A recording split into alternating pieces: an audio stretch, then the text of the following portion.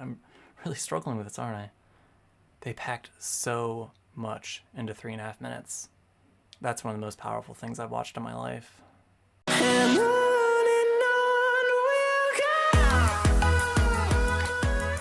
Hi there, Jeremy here from veganinteractions.com, and in the next few minutes I'm going to react as well as do a detailed analysis to the new viral sensation, Save Ralph.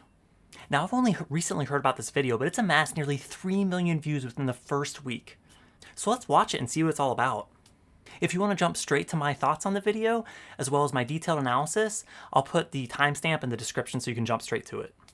With that, let's watch Save Ralph together. Ready? We rolling? Okay, Ralph, can you mark it, please? Do you want me to click it now? Yep, go for it. Go on. Like that? Brilliant. Oh, it's like in the movies. Alrighty, so, my name's Ralph. I'm a rabbit, as you can see. I'm blind in my right eye, and, this ear. Can't hear nothing but ringing now.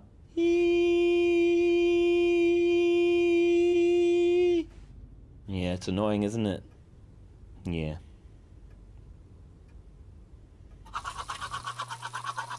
So I had my fur shaved and got chemical burns up and down my back.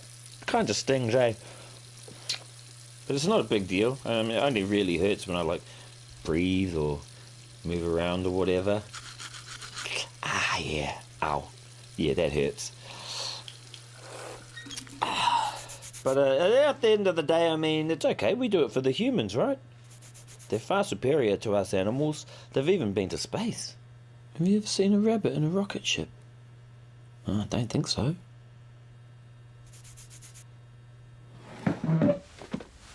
Point is, I'm not a space bunny. I'm a tester. My daddy was a tester, my mum, my brothers, my sisters, my kids, all testers. And they all died doing their job. Like I will. That's okay. Testing is what we were born to do. It makes us rabbits happy. Yeah.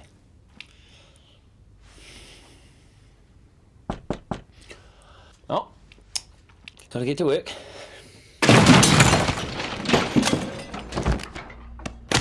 Now I know it looks bad, but the way I see it, I'm doing my job.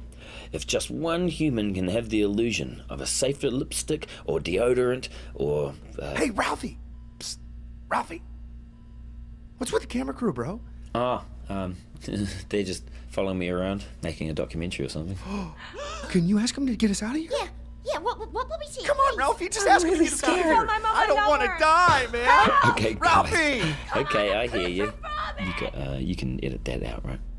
Oh, here we go. Hey, don't touch him! Ow, shit!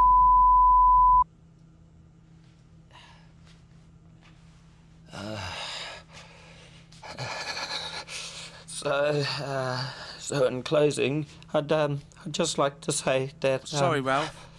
We're over here. Can you turn around? Oh, sorry. That's all right. Is this better? Yeah. Carry on, mate. Okay, so, yeah. I'd just like to say to everyone out there still buying animal-tested cosmetics like eyeliner, shampoo, sunscreen, pretty much everything in your bathroom. Well, without you and countries that allow animal testing, I'd be out of a job. I'd be on the streets. Well, not the streets, more like a field, I guess. You know, like a normal rabbit. But hey.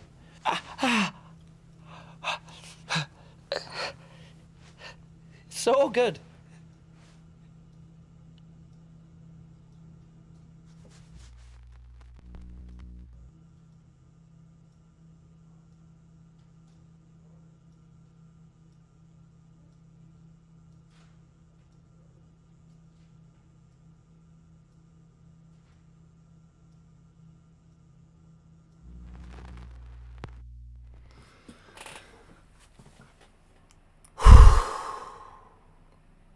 That was something else, wasn't it?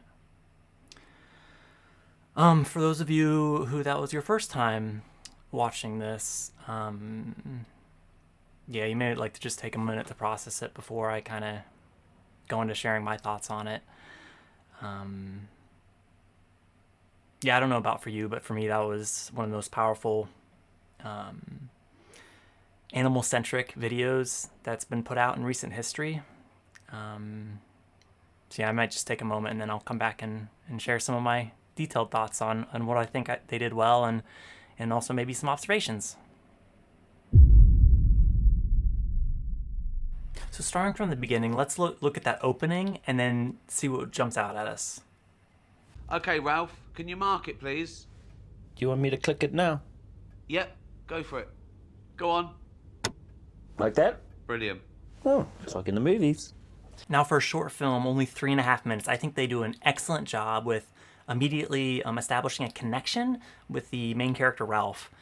And it's also interesting the narration of the film director, almost as this impartial observer, and kind of represents for Ralph and for a lot of our fellow animals who are bred, used, or killed, maybe the first time someone's hearing their story. As oftentimes our fellow animals' experiences are so far removed from our own that we don't even see them, let alone think about them. We'll see this voice come back in later at a critical point. I also thought that it did a good job introducing humor when it was appropriate, but not too much. An example of the humor that they inject is when Ralph's going through his injuries and talking about the humming in his ear. And when he's talking about this, they do it in a way that's a bit comical when he says, "Annoying, isn't it?" I'm blind in my right eye and this ear. Can't hear nothing but ringing now.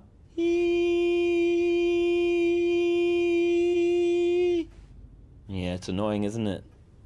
Yeah. Which I think is a really creative way to invite the viewer to ponder a serious moral topic.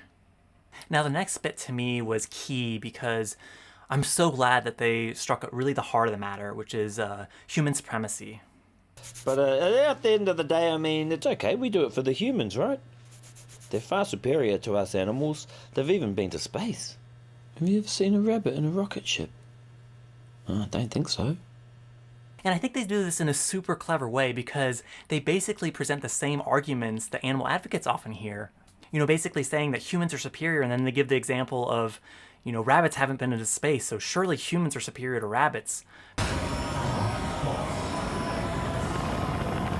And whether it's going into space or any human-centric ability, does that really impact on our moral value?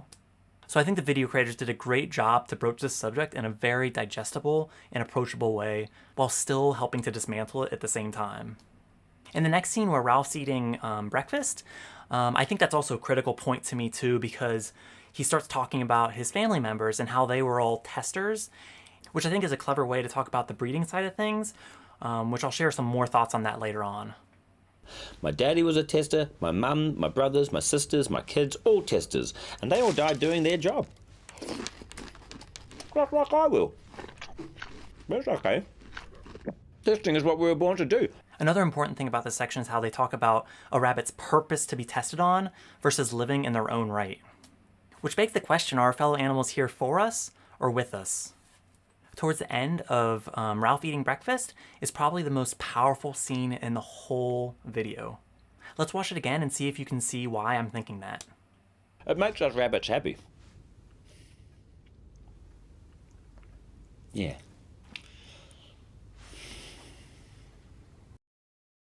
Did you see it this time? I'll confess, I didn't see it the first time I watched it, but you can actually see a tear rolling down Ralph's cheek.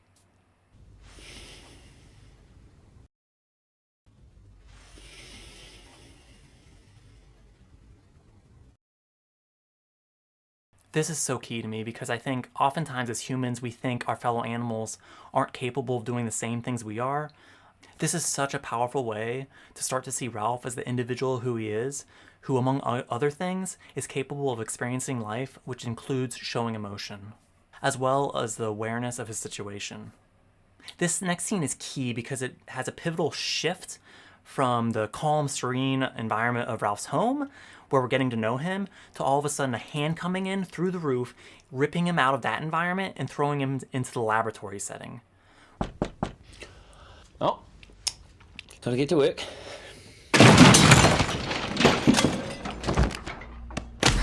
I thought this was another example of the super creative nature of this piece because it really invites the watcher to consider things from the victim's perspective, which I think is a crucial piece of taking the message of animal rights seriously. Because it's not about us, it's about them. I just think this is so clever because I think what we're experiencing watching this and that confusion of what's happening now is probably very similar to the confusion and the fear and anxiety that our fellow animals like Ralph experience when they're in a similar situation in a laboratory or otherwise. This next scene is where the video gets much more confronting and Ralph's placed in this glass box where he can't move around or escape. It's also significant because for the first time, this focus on the individual, which I think is so powerful, for a moment we take a step back and look at all the other unique individuals who are also impacted by animal testing and animal use in general. Psst, Ralphie. What's with the camera crew, bro? They just follow me around. We also get to hear what some of our fellow animals who are in this situation may be thinking or saying. Making a documentary or something. Can you ask him to get us out of here? Yeah, what will we see? Come on, Please. Ralphie, just ask him to get us out of here. I don't want to number. die, man. Okay, got it. Ralphie! Which again is, I think, what makes this such a powerful piece because we're really invited to consider things from the victim's perspective. Towards the end of this clip, it's interesting how Ralph says, "You can edit this out, right?" Ralphie!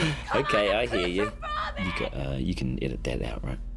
Which I think is a subtle yet thought-provoking way to think that, in a way, we edit out what our fellow animals might be thinking in these situations.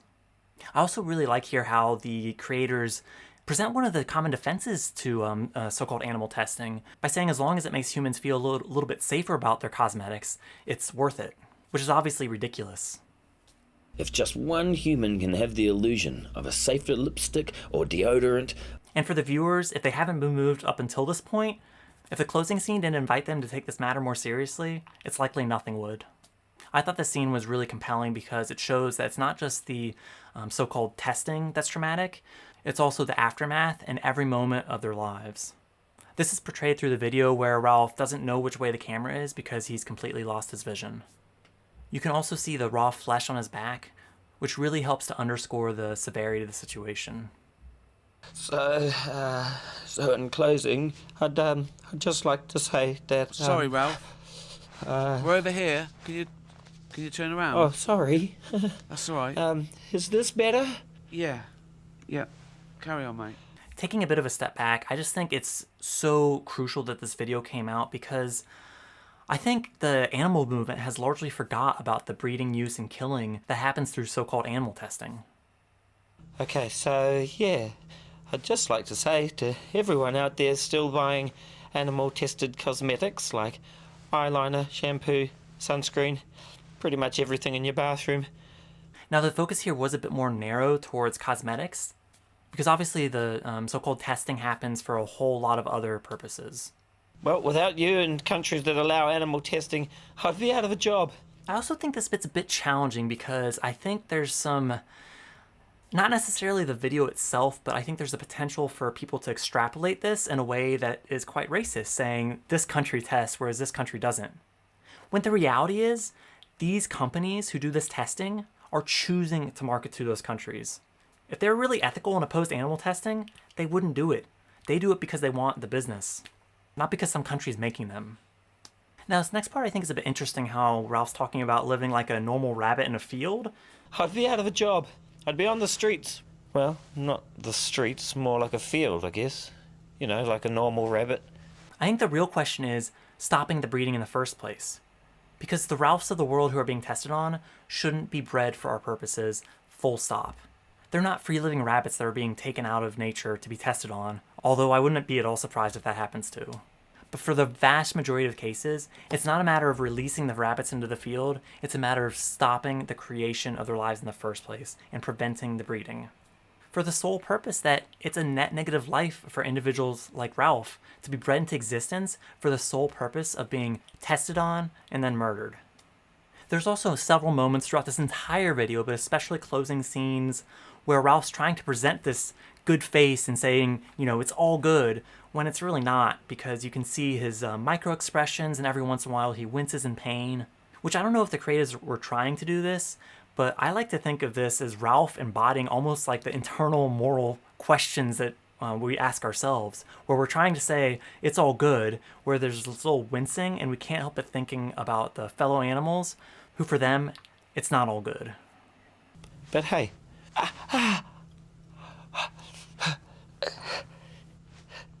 So good.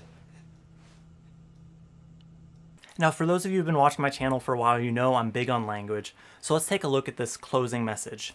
No animal should suffer or die in the name of beauty.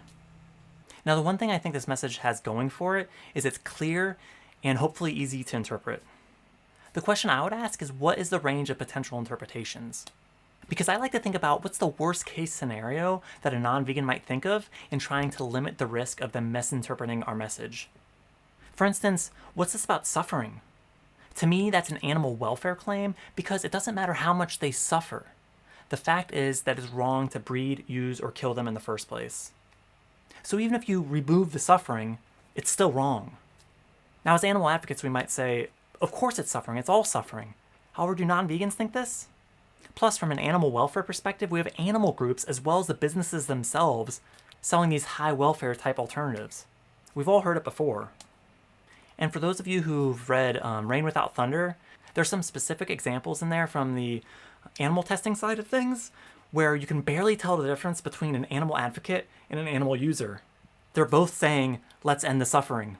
We need to differentiate ourselves from this message.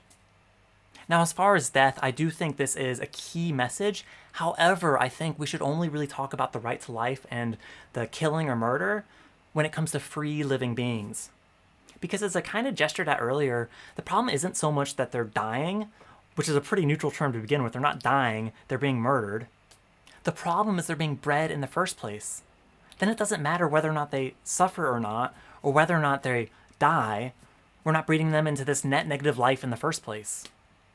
Now, the end of the message, in the name of beauty, this video obviously has a very key focus, which I think might be strategic to get people on board for this and then move them towards other things. However, I don't see why to reduce the scope. Because it's not like there's a moral justification for our fellow animals suffering or dying at our hands anyway. Now, for my Facebook videos, I oftentimes say the message, all animals are unique individuals who are worthy of respect, which means not breeding, using, or killing them.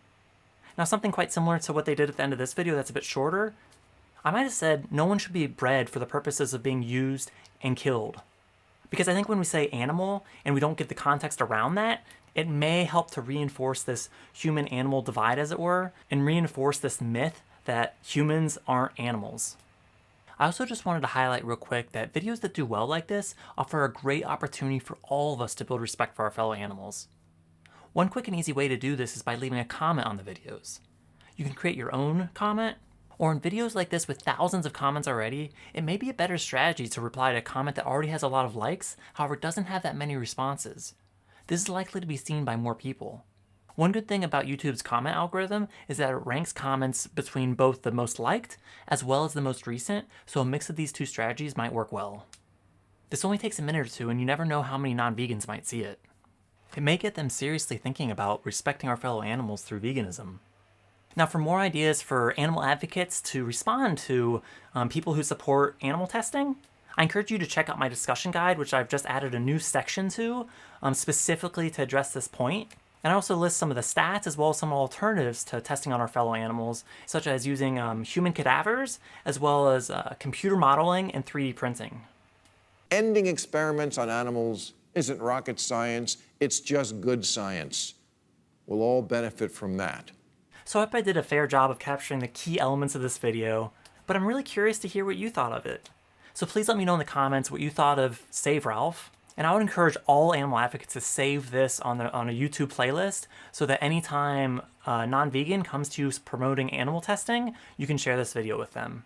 As always, thanks for all the liking, commenting, subscribing, and especially sharing this link with a fellow animal advocate or someone who's vegan curious, because that's really the only way these videos are going to get out there. Yeah, thanks, anti-vegan YouTube algorithm. And I'll see you in my next video this Friday at 6 p.m. UK time, where I'll be doing a live discussion, or some might say debate, with someone who isn't vegan who runs the YouTube channel, Vegan Vacancy. It's bound to be a thought-provoking dialogue, so I look forward to seeing you there. And thank you for all you do to build respect for our fellow animals. For free resources, such as a discussion guide and language document, check out veganinteractions.com. Thanks for watching.